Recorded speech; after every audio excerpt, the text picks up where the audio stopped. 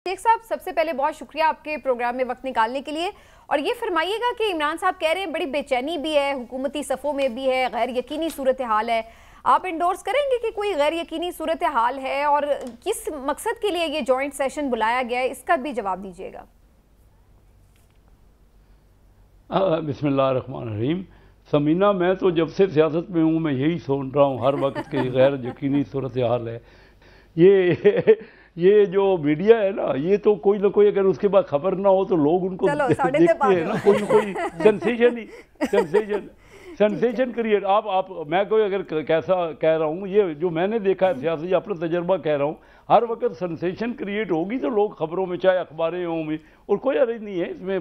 पाकिस्तान में तो यही चल रहा है सियासत, और हर वक्त यही कि हुकूमत जा रही है और ये आपस में देखिए कोई चीज़ भी ऐसी नहीं है, सारी इन ऑर्डर हो रही हैं। अब जॉइंट सेशन होते रहते हैं, कौमी असम्बली का इजलास है, अब ये सारी स्पेकुलेशन पे बात हो रही है। जो भी आपने अभी तक बात की, कोई पहले बात होगी ये उस पर डिस्कस करे तो कोई अच्छा भी होगा। नहीं, लेकिन वैसे इसका क्या मकसद क्या है? जॉइंट सेशन में कौन सी आप तरमीम या कोई कानून साजी करना चाह रहे हैं, ये तो आप बता सकते हैं ना। हमारी स्पेकुलेशन आप दूर कर दें, आप सही वाली खबर दे दें कि भाई ये करने जा रहे हैं, पता चले। मैं समीना, मैं तब बताऊं अगर मुझे पता हो। अभी तो एजेंडा ही नहीं आया, एजेंडा आएगा तो सबको पता लग जाएगा। अच्छा, अभी तो कोई इसका एजेंडा सामने नहीं आया। शेख साहब, जी शेख साहब माशाल्लाह, जी शेख साहब माशाल्लाह आप एक सीनियर सियासतदान हैं और हमने तो हमेशा आपसे सीखा है। हम ये जो मैंने आपसे पहले बात की, जिसको आपने स्पेकुलेशन जो है वो करार दे दिया, मैं तो उसमें तो यही तो मैं कह रहा हूँ कि आप ये देख लें कि बच्चा हुआ नहीं और आपने नाम पहले ही रख लिया है। यानी आपने इजलास तो बुला लिया, सब कुछ कर दिया, लेकिन एजेंडा अभी किसी को नहीं पता कि उसमें होगा क्या। तो फिर गैर यकीनी सर, हाँ ये तो इसका मतलब सर गुजारिश तो सुन लेना, इसका मतलब ये हुआ कि गैर यकीनी सूरत हाल तो आप खुद पैदा कर रहे हैं। जब भी इजलास बुलाया जाता है तो उसमें एजेंडा तो होता है ना जी उसका कि जी ये एजेंडा होगा, लेकिन अभी तक किसी को एजेंडा नहीं सर। नहीं, एजेंडा देखिए इमरान, हमेशा यही हुआ। मैं कोई 27 साल से तो पार्लियामेंट का मेंबर बन रहा हूँ, इससे पहले भी कभी ऐसा नहीं हुआ कि एजेंडा उसे। अभी तो इजलास की अभी थोड़ी देर पहले पता लगा कि इजलास का फलां टाइम है और फलां तारीख है, तो उसका एजेंडा आएगा, बिल्कुल सामने आएगा, लेकिन उसको वक्त तो आने दें, हर चीज़ सामने आ जाएगी। लेकिन कोई ऐसी चीज़ करें ना जो हो चुकी हो, उस पर बात करें। अब अंदाजों पे बात करना कि ये हो जाएगा, सिर्फ शेख साहब दावे भी नहीं है। आजम नज़ीर तारड़ साहब ऑन रिकॉर्ड कह चुके हैं कि ऐसी ये जो आईनी तरमीम की बातें हैं ये खारिज इम्कान नहीं है, ये चीज़ें अंडर कंसिडरेशन हैं। और ये जो आपने भी बल्दियाती इंतखाबात के हवाले से भी बात हो रही है आज, इसका तो बाकायदा हमने देखा है कि यानी चीज़ें सामने आई हैं कि इस्लामाबाद के बल्दियाती इंतखाबात के हवाले से भी कोई कानून साजी करने जा रही है। तो चीज़ें कानून साजी, कोई ड्राफ्ट होता है, कुछ है जो आपस में मशवरा करके ही कानून लाया जाता है ना सामने। ये तो नहीं कि बिल्कुल ही एकदम आपके लिए भी सरप्राइज होता है जब आप आके सीट पे बैठते हैं। ये हमेशा यही हुआ है। पहले हमारी तो फिर बड़ा अफसोसनाक है। अगर ये ऐसा है तो ये बड़ा अफसोसनाक है। नहीं, कोई एजेंडा जब तक एजेंडा किसी को मिलेगा नहीं, मिल जाएगा थोड़ी देर में, पता लग जाएगा।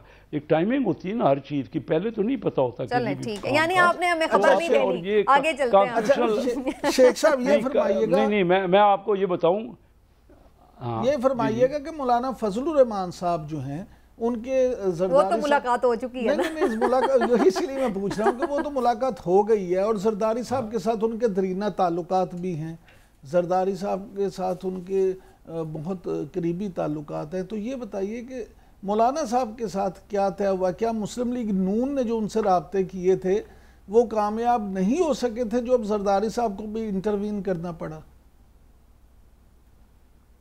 देखिए सियासत में आप तो क्योंकि समझ रहे हैं, सियासी प्रोग्राम भी करते हैं, कोई चीज़ पहले कोई डिस्क्लोज़ नहीं करता। हर कोई अपने पत्ते बड़े ध्यान से अपने सीने से लगा के रखता है कि क्या बात होनी। हर एक की मौलाना फजलुर रहमान साहब की, उनके अपने असम्बली में नुमाइंदे हैं, उनके सेनेट में मेंबर हैं, तो उनकी एक अहमियत है। तो सब उनसे मिल रहे हैं क्योंकि हर एक की, हर पार्टी की एक अहमियत है, और उसको मिल के। और 2/3 देखिए ना, ये जो जॉइंट सेशन है ना, इसमें तो कोई ऐसी आईनी तब्दीली तो हो नहीं रही। कोई आईनी हो ही नहीं सकती ना। सिर्फ जॉइंट 2/3 मेजॉरिटी का मतलब तो ये है कि इंडिपेंडेंटली कौमी असम्बली से 2/3 मेजॉरिटी लेनी पड़ेगी और सेनेट से लेनी पड़ेगी। कोई आम कानून हो तो उसकी तो आप सिंपल मेजॉरिटी से भी जॉइंट सेशन में कुछ करवा सकते हैं, लेकिन अगर किसी एक हाउस में नहीं हो रहा हो तो वो जॉइंट सेशन होता है, तो वो उसका वो वहाँ पेश होता है।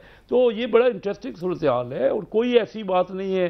कितने अरसे से ये क्या कहा जा रहा है कि चीफ जस्टिस साहब की एक्सटेंशन हो जाएगी, क्यों हो जाएगी? अगर कोई आइन के तहत होगी ना, अगर होगी तो आइन को तब्दील करना पड़ेगा, तो उसके बाद होगी ना। पहले 2/3 मेजॉरिटी पार्लियामेंट की होगी। तो वैसे आपकी जाती राय क्या है शेख साहब? जी, और होनी चाहिए ऐसी ये अमेंडमेंट्स होनी चाहिए आपके ख्याल से? आपकी जाती राय क्या है? देखिए, ये अमेंडमेंट इसका पॉइंट ऑफ व्यू सारा सब पेश करेंगे। जब तक असेंबली में डिबेट नहीं हो, जाती राय की तभी पोजीशन बनती है ना। पहले एजेंडा क्या है, बात क्या है, इंशाल्लाह आएगा 2-4 दिन में सारी चीज़ें सामने आ जाएंगी। अगर देखिएगा पार्लियामेंट का इख्तियार है, पार्लियामेंट कर सकती है, पूरा फुल उसका प्रीरोगेटिव है। वो चाहे तो जो मुनासिब समझेंगे मेंबरान, एक पार्टी तो नहीं कुछ कर सकती ना। 2/3 मेजॉरिटी तो तब होगी जब आप मुख्तलिफ पार्टियों का कंसेंसस बनेगा। सिर्फ पीपल पार्टी और PMLN भी नहीं 2/3 मेजॉरिटी रखते, तो और पार्टियों को भी मिलाना पड़ेगा और वो वही होगा जो पूरे मुल्क के लिए फायदेमंद हो, जो जिसमें फजलुर रहमान साहब आपका साथ दे रहे हैं? क्या खबर है आपके पास?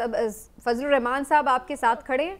इंशाल्लाह हम बड़े पुरुम्मीद हैं। फजलुर रहमान साहब हमारे साथ रहे, PDM के वो लीडर थे। हमने इतना अरसा तो मिल के गुजारा है। इख्तलाफात तो पार्टियों में होते हैं और अपने अपना पॉइंट ऑफ व्यू भी होना चाहिए। उनको हर एक का राइट है कि वो अपनी डिमांड्स करें, उनका अपने मेंबरान को मुख्तलिफ पोजीशन दिलाने के लिए नेगोशिएट करें।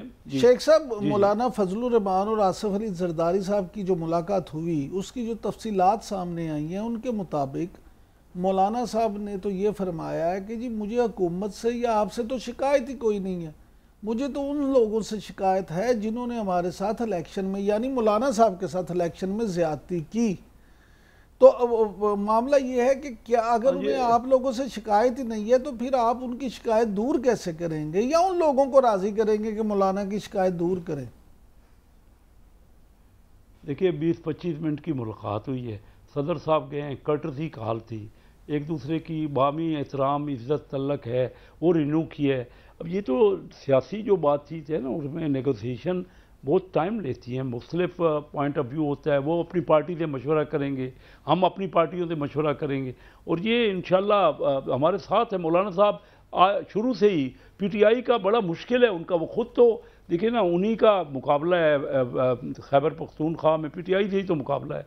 अगर वो इलेक्शन की कोई बात करते हैं तो कहाँ करते हैं, उनका तो PTI के साथ KPK में मेनली आपस में कंटेस्ट हुआ है। हमारे साथ तो उनको क्या शिकवा है इलेक्शन में, लेकिन उनका पॉइंट ऑफ व्यू है, वो एक बहुत बड़े लीडर है, बड़ा पॉपुलर है, उनका ग्रास रूट लेवल पे बड़ी पोजीशन है, तो उनका एक पॉइंट ऑफ व्यू है। और सदर जरदारी साहब जो किया, खुद गए एज ए प्रेसिडेंट, वो गए, उनको इज़्ज़त दी उन्होंने। इसी तरह मियाँ शहबाज शरीफ साहब और मौलाना फजलुर रहमान साहब के बड़े दरीना तल्लुकात हैं और ये तल्लुकात एक दिन के नहीं हैं, एक बहुत अरसे के तल्लुकात हैं। और जब आपस में बैठता है कोई तो वो मेल्ट डाउन होता है और मुतालबे, देखिए उन्होंने जो कहा, उन्होंने अपनी प्रिंसिपल पोजीशन की बात की, आज से नहीं शुरू से वो कह रहे हैं। अच्छा शेख साहब, पॉइंट ऑफ व्यू है। शेख साहब थोड़ा सा आगे